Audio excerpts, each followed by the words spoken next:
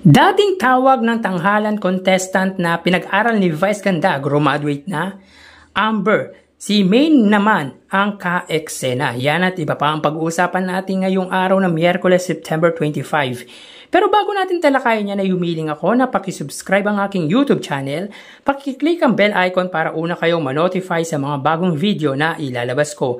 At pakidami nyo na din na i-follow ang aking Facebook page na Mega TV at ang aking TikTok account na Kaparokya TV. Maraming salamat! So mga kaparokya, bago natin umpisa ng ating online viewership ay pag-usapan muna natin ang highest views na nakuha ng dalawang noontime show kahapong episode September 24. So disclaimer lang po mga kaparokya, ito po yung naabutan kong highest views nila kahapon. Kung may mas mataas pa po dito, pwede nyo pong i-comment para at least ma-correct po natin in the next video. Yun nga mga kaparokya, sa oras na 1:14 PM ang It's Showtime na may segment na Throwbacks. Sila ay may 75,000. Ang Itbulaga naman po sa oras na 1:46 PM sa segment na Gimme 5. Sila po ay may highest views na 75,000 live viewers. So dito mga kaparokya, hindi po na-meet ng It's Showtime ang daily average views nila na 100,000 viewers at naabot naman po ng Itbulaga ang 70,000 average daily views nila. So starting today po, ang average daily views na po ng Itbulaga ay 80,000 since consistent naman po ang numbers of views nila na more than 80,000. Mapunta naman po tayo sa prizes na ibinigay ng Itbulaga last Monday and Tuesday episode. So may kita dito para sa araw ng Lunes, September 23. Sila po ay nakapagbahagi ng total prizes na 208,000 pesos. 30,000 po dito ay para sa Pera Free segment. Ang 8,000 ay palaro ni Mayor. Ang 5,000 para sa Birch Tree FB promo. Ang 85,000 ay sa Sugod Bahay mga kapatid. Ang 60,000 naman po ay para sa Gimme 5. At ang 20,000 ay para sa Bawal Judgmental ka ba. So again, ang total po nito ay 208,000 pesos. Para naman po sa araw ng Martes, September 24, may kita po natin dito ang total na naitulong ng Itbulaga na may total na 187,500. So dito, ang 7,500 ay sa Pera Free segment. Ang 5,000 ay para sa CDO Batang Idol promo. Ang 85,000 naman po mula sa Sugod Bahay segment. Ang 85,000 din po ay sa Gimme 5 at 5,000 para sa Bawal Judgmental ka ba. So for 2 days, Itbulaga shared blessings with 395,500 pesos in total. So in 2 days time, nakapagbigay po sila ng almost 400,000. Malaking tulong talaga ito para sa mga taong nababahagian nila nito. So kahapon nga mga kaparokya ay pinamalas muli ng newest Itbulaga baby na si Queen Amber Torres ang kanyang talent sa pag-arte kung saan ang ka-eksena nito ay walang iba kundi si Maine Mendoza as her mommy and Riza May Dizon as her nanny or yaya. So sa eksenang ito ay mag-a-abroad ang ina ni Amber na si Maine Mendoza kung saan ayaw paalisin ng anak nito ang ina na nakuha pang kumapit sa paa ng ina para hindi lang makaalis ito. Ang yaya naman nito na ginagampanan ni Riza May Dizon ay inaawat at kinukuha ang alaga para makaalis na ang among babae. So kung mababaw ang luha, tiyak madadala ka sa eksena nila kahapon. Lalo na sa pag-iyak ni Amber. Ang effortless, normal at ang bilis niyang umiyak na akala mo'y only iyak or may gripo. Ayon nga daw po kay Tito Sen. Dahil sa bilis ng luha nito, bagay na masasabi natin may potential na maging isa sa pinakakilala or pinakamagaling na child star sa henerasyon. Maganda, makulit, may talent at magaling umarte. So, tingnan natin yung future ni Amber Torres sa Itbulaga. Samantala mga parokya, nakagraduate na ang pinag-aral ng unkabogable star Vice Ganda na si Ami Nobleza. Si Ami ay produkto ng Tawag ng Tanghalan kung saan minsan tinanong ng main host ng nasabing noontime show ang contestant kung may naipon ba itong pera na pang tuition. At agad na sinagot agad ni Vice Ganda ang na siya na po ang magpapaaral dito. So basahin natin ang message ni Ami. Bachelor of Science in Business Administration, major in Marketing Management, Lyceum of the Philippines, Manila, class of 2024. I did it.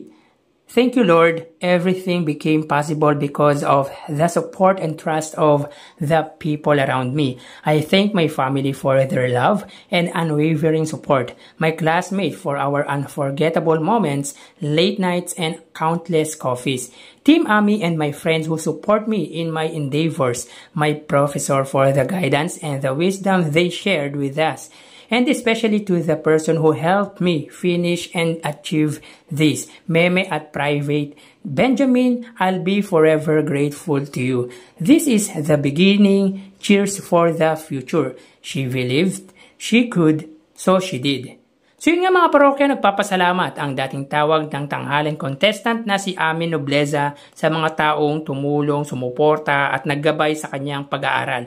And of course, nagpapasalamat ito sa taong tumulong sa kanya financially and morally, no other than Vice Ganda. So ito po yung sinasabi kong iniidolo ko in a sense na magaganda nitong ginagawa. But no comment po ako sa mga negative about kay Meme Vice Ganda. So achievement din ni Vice Ganda kung ano ang na-achieve ng pinag-aral nito dahil pinatunayan nito na hindi nagkamali ang It's Showtime main host sa ginawang tulong dito. At magna cum laude pa ito sa kursong BSBA Major in Marketing Management. So good job talaga dahil hindi niya pinahiya si Vice sa tulong na ginawa nito. Again, congrats for getting your one-off goals in life. So tara ating alamin ang online viewership ng dalawang bigating noontime show.